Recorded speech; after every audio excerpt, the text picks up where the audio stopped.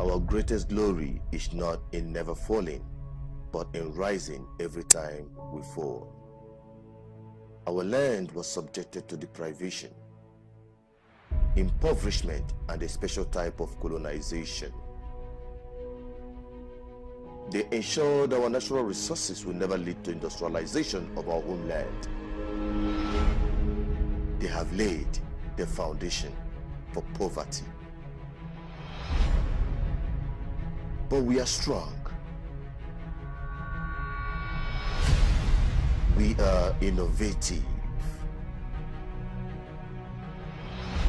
Our passion is unbeatable.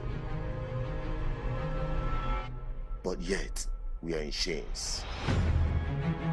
Our land was reduced to ashes. Our source of living was brought to nothing. The conspiracy to keep us poor have been perfected. What hope have we? Against all odds, we have emerged from our ashes. We have risen from our defeated places. Now, here is our story.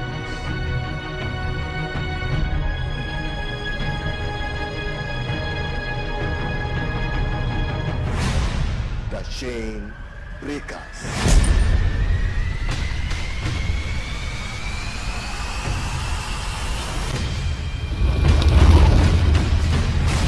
Very serious, the whole idea of Agbola. Well, first of all, is the interest to remain here and do business in the southeast. Here in the southeast, if you invest 40% of what you invest in Lagos, you have more results here. The beauty of it is that he pays me in advance to make sure I have capital to do it. If I can have such opportunity more, this factory, after some time, will be producing even the issue. Let the people outside Igbo land come back home. Have faith in our people. Have good professionals that can deliver. At some point, someone asked me to write my product made in China, made in UK, for me to sell. I don't mind if they don't go workshop. No Igbo man that is lazy. By virtue of our birth, we have biorands scattered across southeast. There are people that say that the foreign rice is better than Abakaliki rice. That one is a lie. If you have a quality material, no matter where you are, even if you are in the gold, you have customers. Akuru is when your wealth reaches your father's land. I wouldn't want to go to Lagos today. I wouldn't want to, even if you offered, all the big houses and things. I prefer to move. My brother, in all odds, they say home is the best. There is no way you will run out of your home. If we realize our dream, whether you call it Biafra, if there be an agreement or movement of goods and people. Our case in ADF, our time has come to be able to lead Igbo, to redevelop Igbo. So it is the passion and determination of ADF to help mobilize Igbo ingenuity. How do we begin to lessen the stranglehold on our businessmen? What Emerson is going through, what Chikasin is going through, what Naj is going through, what Ibeto is going through, and so on and so forth. How do we do that? But the government of the day at the center is determined to squeeze a good life of what the Igbo Nation. Igbo Development Foundation, in pursuit of economic freedom of Igbo land with the spirit of our colonial.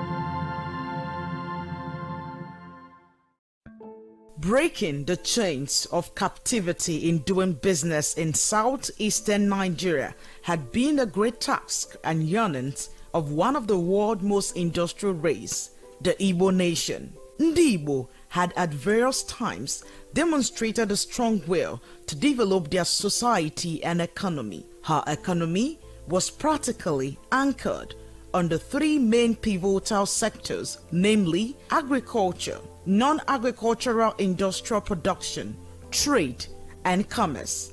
These sectors had over the years faced some challenges from within and outside the Igbo land. Since the pre-colonial period, the challenges to a large extent had threatened and rocked the very basic foundation of the traditional Igbo economy.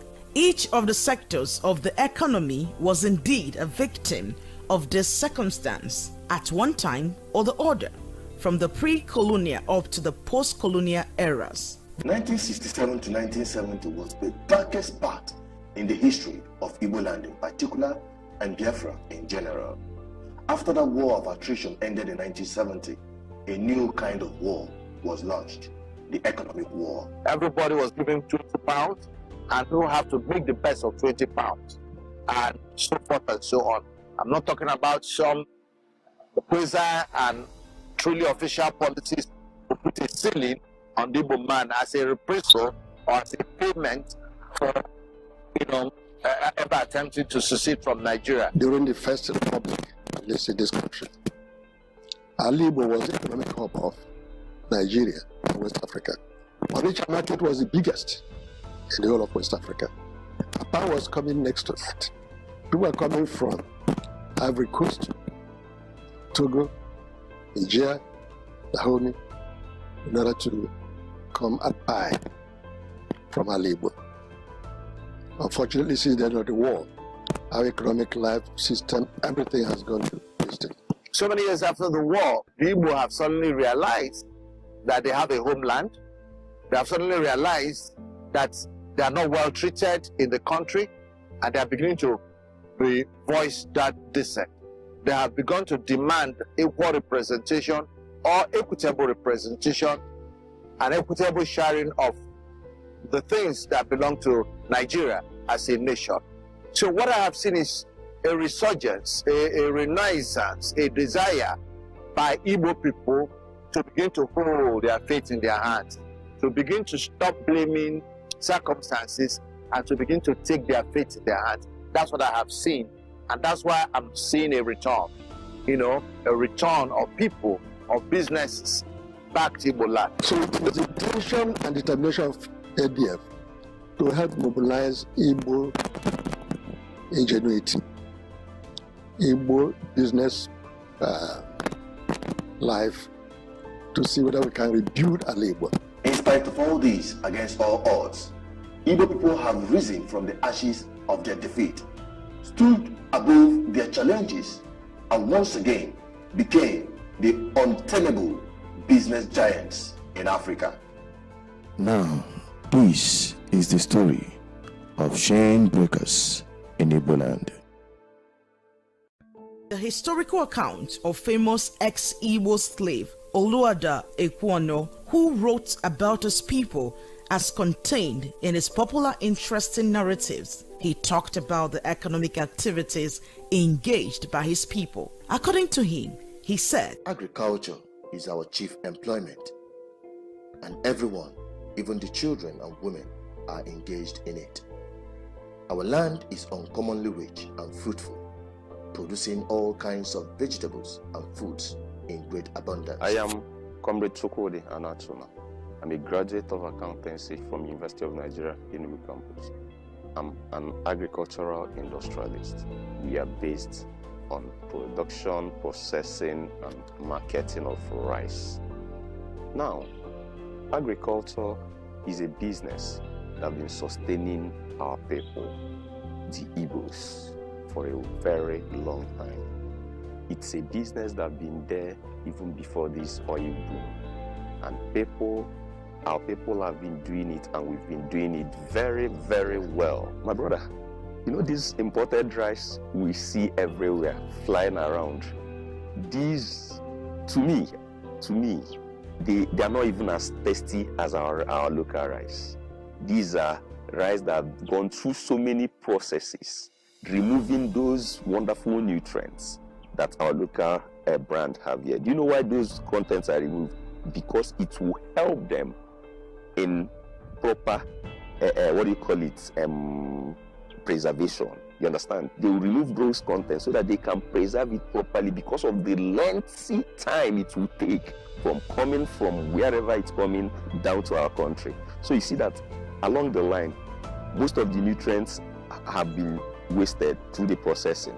Now, our local rice, they still have that nutrients and they still have that wonderful taste that people enjoy. There are people that say that the foreign rice is better than Abakaliki rice. That one is a lie. I want to tell them that Abakaliki rice is more of nutrients, more of protein, more of everything in the, let me say, nutritional. It has more of nutritional value more than any other rice. There is one of my friends from Akwa Ibom now. I send the rice to that my friend said that I don't know that the foreign rice that I'm eating is not rice. I thought that thing is, let me say, flour. They use machine to match it. It's not real rice. But since I sent that rice, he said that the person is testifying that Abakaliki rice is the best. And I'm saying it. I'm doing well being from many states. From Imo, Abia, Anambra, Lagos, everywhere they are buying it. Our region is very, very viable. We have fertile lands scattered across southeast that people can do proper farming and get good yield. This issue of herdsmen, my brother, let me tell you, as at 2016, our first cycle in 2016, we harvested nothing. It's just the passion for what we are doing that made us to still go for the second cycle because of Fulani herdsmen menace. Following the trending Fulani herdsmen issue, which has been rocking Nigeria for some time now, thus the urgent need for an alternative meat supply in Igbo land cannot be overemphasized. Currently, the demand for Igbo native livestock is rapidly on the increase, creating huge economic opportunity for livestock farmers in Igbo land. I am Onochie Andrew. I am a farmer. I'm into poultry farming, piggery, poultry, and fish. But here is where I have my piggery farm. Well, doing business as a farmer in Enugu State is lucrative, depending on your wherewithal, depending on the capital and your investment. You will scale because our topography is very, very economic and agriculturally friendly. Here we are doing some business, another business than livestock business. We do on poultry, piggery, and some other livestock things, like selling of the feed and other things. So, and this business, by grace of God, God has been helping us. He has been moving. This is one of the viable business that one can invest on. And when you started it, then you continue to see the increase. Especially when we talk about the piggery. In the piggery aspect of it, you found out that pig is one of the animals that can produce in a large number. You may start with 2 piggery. Within 1 year, you are having up to 30, 40 piggery. Because one pig is giving birth to almost about 15 to 14 piggery. So in all those things, we found out that when you are doing it, and to feed them is not that hard. You eat some other things, some things that men did not even value. Many leaves you can give them to eat, condemned food you give them to eat. Because if we go on to maybe some other artificial food like foreign food to feed them, it will be costly. But we hold on to the local ones like crushing of the pancane PKC. After removing the oil, we feed them with the chaff. And the thing helps the pig to grow. And any pig that have trained very well and have grown, it's money. Many are coming from different parts of this country. Some from Rivers, some from Calabar, and even Anambra, Imo. All of them are coming to buy. And each one is costing no less than, there's one of 80,000, even 100,000. There's one of more than 150, depending on the size. So the more you are doing it, the more you are seeing the gain. And even in the other side of poultry too, it's another business too that one can start, and it's doing well. Because many of us, everybody is looking forward to go and get a job that will be associated with the government. The non-agricultural production sector in Igbo land involved a number of business services, local industries, and crafts, which included furniture making, sculpture, event management, bakery, real estate, import and export services, shoemaking, fabrication of industrial machine, construction, among others. Yeah, my name is Frank Neji. I'm the Managing Director, Chief Executive of ABC Transport and the Rapido Group. Well, first of all, for those of us who do business here, who have our businesses, for example, apart from the bus terminals, the outpost we have here and there, my core businesses, all my businesses are here. ABC Transport PLC is about the only publicly quoted company, the only publicly quoted company that has its head office in Owerri. And I'm sure there are only just a few of them scattered in the southeastern state. I'm not sure we're up to maybe 4 or 5. Well, first of all is the interest to remain here and do business in the southeast, to be able to teach our young people that, look, you can stay in your region to do this business. Number 2, to create jobs locally. And the next one will be to actually try to actualize what our forebearers had imagined, had planned, had strategized to do. And this is why. So first of all, there has to be that urge to remain here. Not that the challenges are not daunting. If you look at the ease of doing business index, you find out that the southeastern states, talking about Imo, Anambra, Abia, and Ebonyi, they occupy the lower rung of ease of doing business. Between number 32 and 34 is dominated by our state. So it's not, this is World Bank assessment. So it's not a coincidence. That is also an indication to say that, look, it is not easy to do business here. So those of us who are doing business here, we're doing it because of the passion we have for our region, the passion we have for creation of jobs, and then sustaining our people. So this is, it's not easy, but we have to stay here so that we can show this light. My name is Dr. Chidozie Mwanko. I'm the chairman of wholistic Group. Well, I'll be very honest with you. Our business covers the entire landscape of Nigeria. I'm from Southeast, I'm from Oko, Anambra State, so it's like Southeast happens to be my home country, and one thing peculiar about people in the Southeast is that they are very resilient and they're very strong, and with little, what I call it, little capital or little support, you see them doing so much. If I compare, but just a few days ago I was analyzing the salaries paid in Lagos compared to what we pay in the Southeast. I find that here in the Southeast, if you invest 40% of what you invest in Lagos, you have more results here, because intellectually the Igbo man is very, capable, very strong, very intelligent, and easy to manage, because everyone does things excellently that you don't need to supervise them to do it. For example, a tailor that makes the best of garments that you cannot be compared with first-class tailors in Lagos will charge you maybe 5,000. If you go to Lagos to make the same clothes, you will be paying about maybe 50,000. Yet, the tailor in Onitsha will perform so well, better than the tailor in Lagos. If you want to go to a shoemaker in Onitsha or Aba, you find out that the workmanship, the perfection in very constructively. You find that the artisans here are very, endowed. So likewise in our own business. In fact, you won't believe it. In the East here, our sales are stronger than what is in Lagos because there's a lot of structures coming up. We're into roofing and piping. You see, the Igbo man wants to build a stronger deficit at home. I think you heard me discussing a bill of 5 million.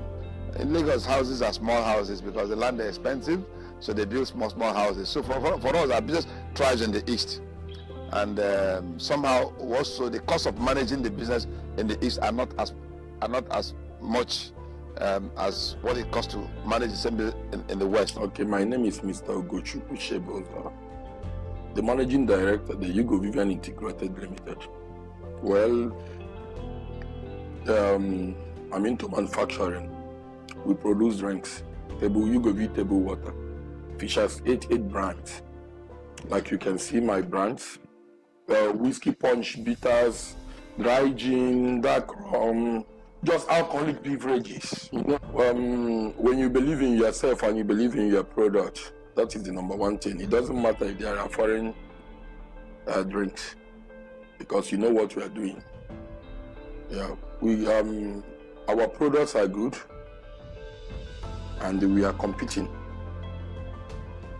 Yeah, we give the best quality, the best we can offer. Doing business in Nigeria and in Asaba, in Igbo land, it's quite competitive. Yeah. Nigerians, most of the Nigerians don't believe in our products. We believe in foreign products, even when most of the products in the market are still fake, but branded, made in China, made in India, they don't believe in made in Nigeria. At some point, someone asked me to write my product made in China, made in UK, for me to sell. But still, I believe in my product, and I still believe in my country. I believe in Ndigbo. I am engineer Cletus Obodna Igbo. My business is, I am the Chief Executive Officer and Managing Director of C+ Industrious Limited, and also CP Technology and Skill Acquisition Center. Here is my engineering workshop. What we do here mainly is to fabricate molds, industrial machines, agro-processing machines, and spare parts. That's what we do here majorly. Aba is okay because, before now we used to say that Aba is the giant of, Aba is the Japan of Africa. Of a truth, that is what it is. Because a lot of things that hitherto we have been imported can be made here. I started this manufacturing of machines as far back as 1992. In 1992, I made the first plastic extruding machine for making polythene, and I was the first. So since 1992, we've been also improving on those machines. Now we can make blow molding machines. We can make film extruding machines. We can make recycling machines. Some people call it pelletizing. But when you are now talking of recycling, it involves the crusher or shredder. Some call it shredder. That's a shredding machine, one of the machines I showed you here. Then you have the washing machine. Then you have the pelletizing machine. Then you have the bagging. This process is a process where you get the waste that are being thrown all over the streets. You get the solid waste, the polythene, the film, get all these things and treat them, recycle them, and use them to produce a better product. This place you are sitting is Royal Ark. This is our bread. You can see it. I'm a manager. We produce this. You can see our oven. You can see our mixer there. Our standby gen is outside. You can see some of our facilities. My brother, to tell you the fact, this is Nigeria. And you know how our government are doing. They are not helping us. I am a civil structural engineer, a consultant. I have a company named PIM Engineering Associates. What we actually do is design and supervision of civil projects. I started as far back as 1984 from Lagos down to Imo State. I've been able to come out with a whole lot of things in the building industry, starting from special engineering blocks that interlock, and also the type you use for making slabs. These ideas came into me when I looked at the cost of building in Nigeria. I started thinking about how to cut down costs, at least to the barest minimum, to the level at which everybody in Nigeria can afford to have a roof over him. I am not stopping. Even where I am living, I participated in the development of the estate. I did 10 buildings in that estate with my own technology. I've started thinking out of the box in Nigeria, how we can do construction, mostly buildings, without incurring a whole lot of issues. The last 10 years, in 2008, when this project started and was delivered around 2010-11, you were here today and you would realize that the whole place is occupied. It's provided housing for our people, provided accommodation for even our brothers in the diaspora. But about 40% of the houses here are owned by our brothers and friends that live in America, the UK, and most of the places abroad. They feel very happy and comfortable with it because most of them told us that it solved the problem of the lack of confidence and the cheatings they were suffering from their relations and friends and brothers, who they give money to in confidence to build houses for them in their villages and places. But with this, the arrangement is done in such a way that you can pay into our account, and once you make payment, the house is delivered for you. No stories. And it makes it very simple. We also run a mortgage system. And we have arranged a mortgage system where you do a down payment of a certain amount, and then the rest of the money can be spread for you over 10 years.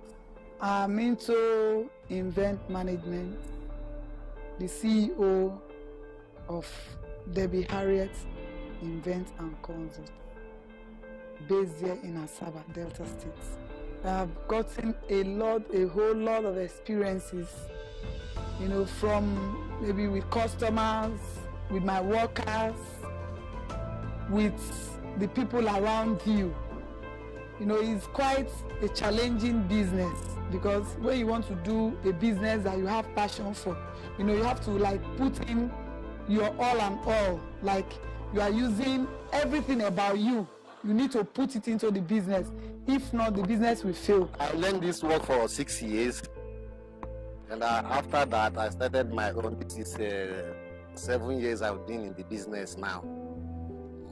I'm trying my best. We manufacture a very good quality beds and chairs, dining, wine bar, style stools. And the last, when you buy our product, we give you 3 years, 4 years. And when we give you the guarantee, it will be like that. Our furniture lasts very well. More than 4 and 3. As an Igbo man, we deem it necessary my MD, as a person, has to establish this manufacturing firm here because of the love he has for his people. And as an Igbo man, that's why he brought this industry down to Enugu State. Coincidentally, he's from Enugu State. He's an Abugo man. We have approximately 30 persons working in our payroll. That's why we have been managing, not minding all the challenges or storms in the manufacturing industry. These industries flourished in Igbo land in the pre-colonial era and even part of the colonial period before it began to face some teething challenges. No, the truth is that the Nigerian government are not helping the infant industries at all. The levies, local government, the tax, and they should consider giving the local industry tax holidays. We generate our power. You use generator. The tariff on the 33 line is very high. Very, very high. The levies from the local governments, the tax. So at the end of the day, it's a big challenge to the infant, not just mine, to the infant industries. And it's killing a lot of businesses. It's killing a lot of businesses. Like in table water, many companies have come out and they're gone. Many companies, hundreds, here in Ndigbo. Here in Igbo land, even in Asaba, I've known many in Asaba here that has shut down. You just open for a while, 1 month, 2 months, you shut down. In the poultry aspect, it has many birds. The birds are having many problems, like some disease can come inside the farm, and you find out that the disease can wipe away the whole birds that you have already invested on. But because we are not having people that will help us, maybe money to buy the drugs, because the drugs are costly at times, you also try to employ a veterinary doctor that will come and help you to supervise them whenever they are sick, but there's no money to pay them. So all those things is being managed with us. So the level we can, even the pig the same time. A pig is supposed to be in every 2 months, you give them injection, give them vaccine, every other things that will keep their life moving, just as like human being. Because of money, all those things we are just managing it, asking God for one day that we are going to be elevated. In spite of these challenges in doing business in Igbo land, yet understanding the entrepreneurial ability of Igbos, which is significantly felt virtually in all sectors of economic activities in Nigeria, had continued to be a myth to many, from startups, which is called small and medium enterprises, to heavily industrial manufacturing have continued to strive and wax even stronger in Igbo land. You see, first of all, if we take it from the onset, look at our 4 bearers, people like Michael Abara, people like Akane Biam and the rest of the other people. Even Ojukwu himself, we had tried to define a Southeastern Economic Zone as a regional bloc. Taking into cognizance that we have a teeming population, active people, creative people, and people who can actually stay on their own, be productive, and create a market for the entire Nigeria and the entire Africa. The feeling is that this could have been achieved by now if we had followed the templates laid by these about 4 bearers. It's not a coincidence. Well, you see, in 1981, when Kwame was the vice president, he initiated the idea of having an own port in Onitsha, which has been literally constructed. It's lying waste for nearly 30-something years now. I believe that if that port is restructured and the River Niger, dredged, and then ships were able to come in from Port Harcourt, it will ease off the overhead cost of bringing goods to the east southeast. For example, if you clear a container in Lagos, you spend 350,000 naira to transport it from Lagos to the east, thereby increasing the cost, overhead cost of this consignment. Then in Port Harcourt, you pay under 200,000 to bring it to the same this same zone. So what I'm trying to say is that if that port is provided, it's going to, reduce the cost, overhead cost of transporting goods down to the east, and also empower. If you go to Port Harcourt now, you'll be amazed to know that the port in Port Harcourt has empowered over 5,000 families. Some are transporters, some are workers. There are hotels that people stay when they go to clear the goods. These are overhead costs paid by, a lot of us who go to Port Harcourt or Lagos to clear our goods. So if this port, it actually provided all the amenities that will enable it to function, it will actually help the overhead costs and also reinforce the economic structure of the southeast. You pay exorbitant bills at the end of the year, power bill at the end of the month. The last bill we paid here was 270,000 per month. 270,000 per month, and you'll be paying the bills, and actually you'll be buying diesels to run, because the power is not all through. You won't have power all the time. So if you have production to make and there is no power, you have to switch over to your generating set. You will run diesel, which incurs other bills, extra bills. At the end of the day, you see you're burning your candle two ways. So if the government or the power sector can be improved, if there is stability in power, power is the source of every manufacturing firm or every business, even the small-scale industry uses power. So power is our major problem. Power remains an essential prerequisite in enhancing business growth and economic development. It is an indispensable infrastructure needed to develop Igbo land. Access to reliable and affordable energy or power supply is a monstrous obstacle in doing business in Igbo land today. Actually, you hit the nail on the head. You talked about the small-scale industries, but actually all the scales of the industries, the big industries, medium and small-scale industries, we have interest in seeing that they actually function.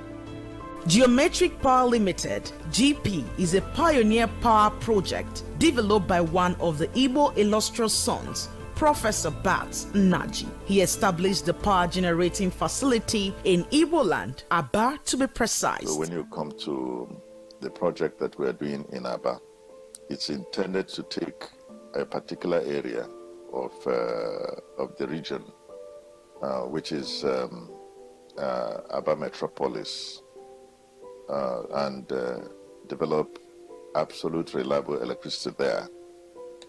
We want to do absolute reliable electricity there because the industries there really need this power. We're talking about reliable power, which means that you have guaranteed supply of electricity 24/7. That's what we set out to do. And it takes quite a lot to do such a project.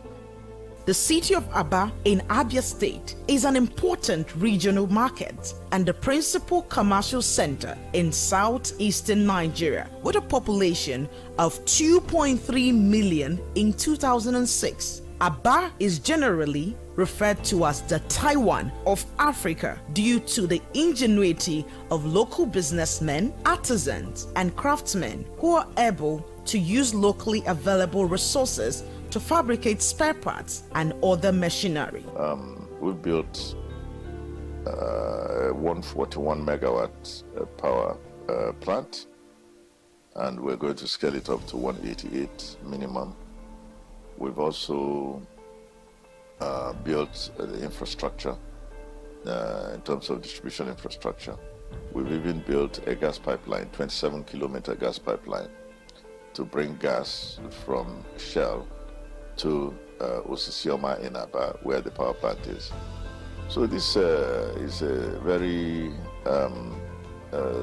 big endeavor that ensures that upon delivery of power, that the people of Aba can have absolute reliable electricity. This uncommon commercial and industrial characteristics of Aba is relatively the same throughout Igbo land, and they all need power to thrive. Now, it has meaning in the entire region, because when Aba begins to work, the rest of the region will begin to work, and we'll be able to also get power to other parts of the southeast ultimately. But we have to do this one first, show how it works. And we can work in collaboration with those who operate Enugu Disco to ensure that you get reliable electricity there. Now, the big question is, why would you, an Igbo businessman or woman, establish all your business outside Igbo land? It is time for you to bring back your wealth home.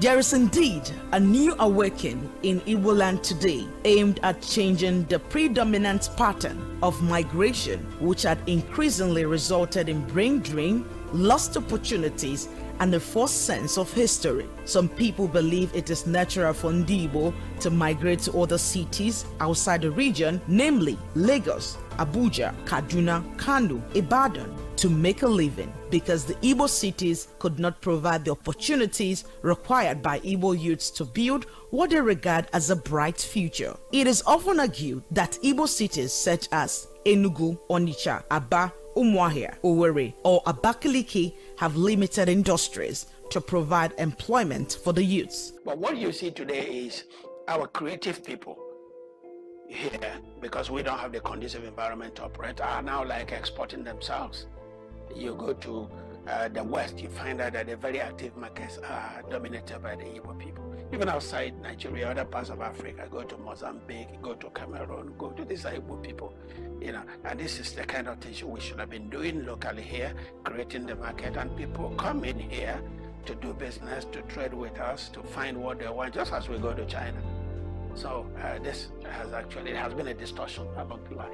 However, things are changing. Igbo leaders and businessmen are beginning to rethink the sad situation. For a total transformation and economic freedom of Igbo land, the Igbo elites must change their uncritical attitude of external investment by hacking to the Akuluono campaign to bring their wealth and investment back to Igbo land. Wonderful question that should concern Igbo people who think that living outside and investing everything outside is the solution to their economic well-being. What is important is that if you have commodities that must be sought for, even if we put it in the biggest bush, people will come there looking for you. Well, let me put it this way. Some people have thought that that we are landlocked, and that there's little space even for industrial establishment. It is not true. Think about the Chinese. You think about the North and South Korea. You think about Singapore and other little countries within the Asian tigers.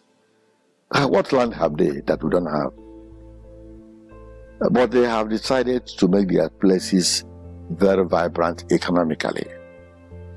So, if you remove the idea that there's no land and that we are landlocked, who said so? Even if we are landlocked, but even today, are there not things exported and, or rather, cleared in the wharves and sent to Kano, to Sokoto, to Maiduguri? Yes. If Nigeria, if we realize our dream, whether you call it restructuring, whether you call it self-actualization, whether you call it Biafra, there will be an agreement of movement of goods and people. But even then, people don't know that we're not landlocked. It's a question of going down to Azumini, very close to Aba. It's just a sea there. Azumini is in Igbo land. And it could be so made that that becomes our vibrant port. And besides, there will be agreement between us and the people in the riverine. They can't block us from doing things. So, it is important that Igbo people, particularly in the kind of oppression and hatred Igbos experience in Nigeria, that should make us really think home, really invest at home. For a total transformation and economic freedom of Igbo land, the Igbo elites must change their attitude of investing outside Igbo land. It is time to heed and hearken to the call for a colonial campaign by bringing your wealth back home. Invest in Igbo land. Our vision is Igbo must be seen, treated, and must evolve as a region, a nation with identity, with consciousness. That's where the economic aspect is. Means that we must make Igbo favorable for investment. There must be infrastructure. I'm talking about infrastructure. The little bit of infrastructure we have were destroyed during the war, and nobody has made any effort to rebuild those infrastructure. You know, how do we begin to lessen the stranglehold on our businessmen? What Emerson is going through, what Chikasin is going through, what Naj is going through, what Ibeto is going through, and so on and so forth. How do we do that? You know, but the government of the day at the center is determined to squeeze the life of the Igbo Nation. We have gone through an era, we have gone through the circle of immigration and migration. And I believe that the time has come when God has allowed certain factors to develop to let us know that the time to return to these has come. The time to go back has come. God has said the time has come for a leadership to be provided like Moses did to have the Israelis move away from Egypt. Our case in ADF, our time has come to be able to lead the Igbo to redevelop Igbo. Because as you said in intro, we seem to have left for reasons that are many. We will not have all the time to talk about them. Effect of the war, effect of desire to catch up. When you look at the people that were defranchised, everybody was giving £20 and who have to make the best of £20 and so forth and so on. I'm not talking about some quasi and truly official policies to put a ceiling on the Igbo man as a reprisal or as a payment for, ever attempting to secede from Nigeria. Some of them are unwritten, but there were policies that were being executed. But I believe that all that is thawing now is beginning to thaw. And therefore, we've seen the opportunity for us to play the role of the arrowhead in asking our people to develop our Igbo. Nobody will develop it. If we follow the least line of resistance, we shall continue to emigrate to Kano, to Kaduna, to Jos, to Lagos, to Ibadan, to Benin. It's fine because we are by nature a gregarious people. We are always seeking opportunities, and nobody's about to change that. Nobody wants that to stop. But what we're saying is we need to develop our homes for the same reason that anywhere you abandon, like we seem to have abandoned Ndigbo, you now have a higher growth, a growth of poverty. You now have a growth of antisocial behavior. When people are not employed or not sufficiently employed, they begin to find ways to survive. And sometimes those ways may not be socially acceptable. So sometimes it looks like when you talk about some of those negative social vices, they seem to have an exaggerated presence in Ndigbo. When there was kidnapping in Nigeria, Ndigbo was a major one. When there's armed robbery, Ndigbo becomes a major area, and so forth and so on. And we know that this is a result of the social dislocation based on unemployment or a very high level of unemployment. Where people are struggling too much against many forces. So once in a while, they give up and seek the least line of resistance. Akurulo is ended to say, ladies and gentlemen, Ndigbo, ebo ununu no. Anyasu nata as such. Anyasu rapu ifuru neme. But if I bring home an investment. If you have a factory, come and set up another small one, or set up a warehouse, set up an office. If you have a business, come and set a branch. Sometimes you may decide, okay, like I'm an importer, let me take my headquarters to Onitsha, or to Aba, or to Nnewi, or to Aruchukwu, and then from there distribute to the north, to the south, to the east. Because we have to make a conscious effort to come home and take that area of strength that we have, which is commerce and industry, and use it as a basis to rebuild our home. Our belief is that if every business person who is doing business anywhere in the world, not only in Nigeria, in America, in the US, all diaspora, brings home a business. If you're a medical doctor, you have a big clinic somewhere, open one small one, a health center. If you're a lawyer, a professional, open one law office. In the East, employ one lawyer from the East. Employ one medical doctor, one pharmacist to run a hospital, one nurse. Employ one clerk to man your office. Employ one storekeeper to look after your warehouse. I bet you that in 1 year you can create 1 million jobs. And if you can create 1 million jobs in Ndigbo, you have empowered at least another 4 million people, because each person that's employed has a ripple virtuous effect on another 4 minimum in our society. And that way you will develop that. And the moment you create two things, first is that the moment you have 1 million people employed, you increase purchasing power. The moment you increase purchasing power, it improves the marketability of Ndigbo, and it will open another place for investors to look at us. Because investors are seeking markets, and they want market, not just number, but number that can afford to pay for goods and services. So investors will come, even not Igbo investors, because that's a market involved, a market that is able to pay for goods and services. So investments will be attracted, and then jobs will be created, social vices will decline, and I believe that will stimulate several other things. That is it for now. What are you waiting for?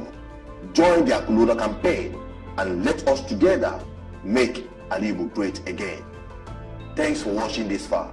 I still remain Association Peters, and with me is my colleague and partner. Hello, my dear people out there. I am Mazi Ndubisi Anenugu. Ndigbo must be great again. Be part of these efforts to make our land great again. We are moving. May God bless you. May God bless Ndigbo Development Foundation, ADF. May God bless Igbo Nation. Goodbye.